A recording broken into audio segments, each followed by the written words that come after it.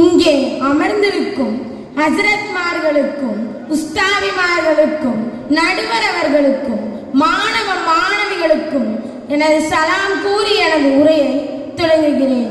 அஸ்ஸலாமு அலைக்கும் வரஹ்மத்துல்லாஹி வபரகாத்துஹு.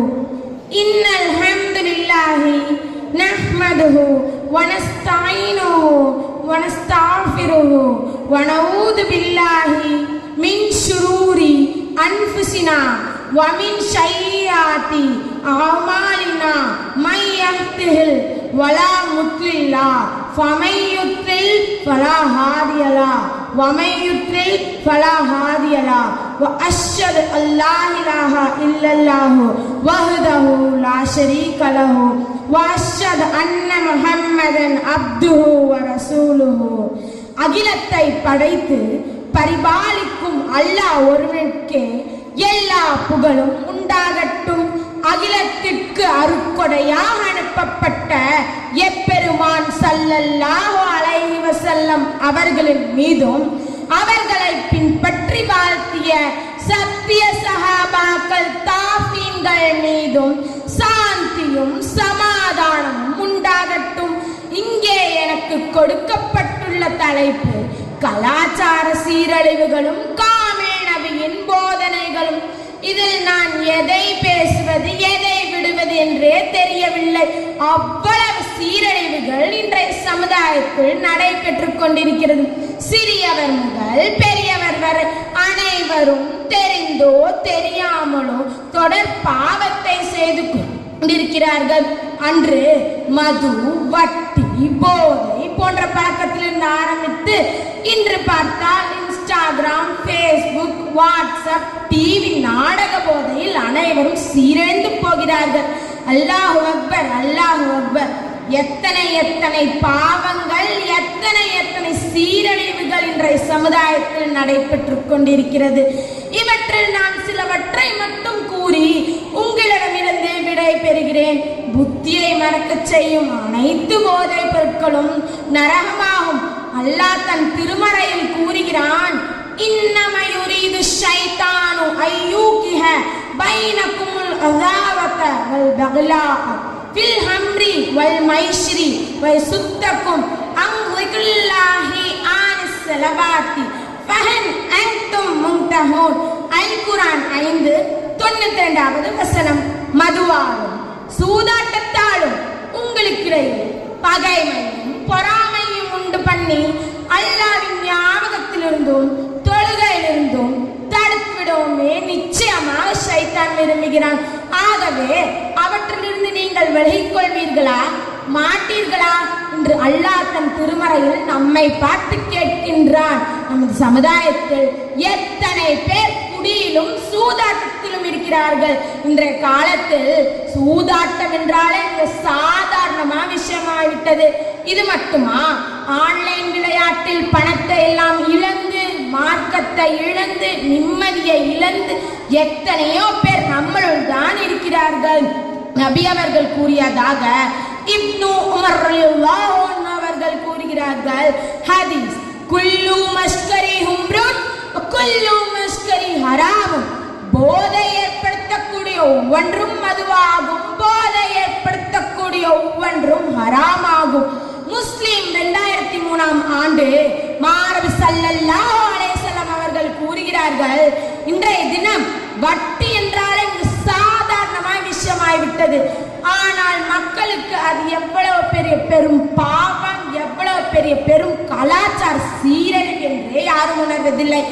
கைமாத்து என்று தொடங்கி பக்கத்து வீட்டுக்காரன், மகளிர் குழுக்காரன், நகைக்கடன்காரன், வீட்டு லோன்காரன், அனைத்து வீட்டு பொருட்களையும் வட்டில் வாங்கும் அளவிற்கு சமுதாயம் இருக்கிறது.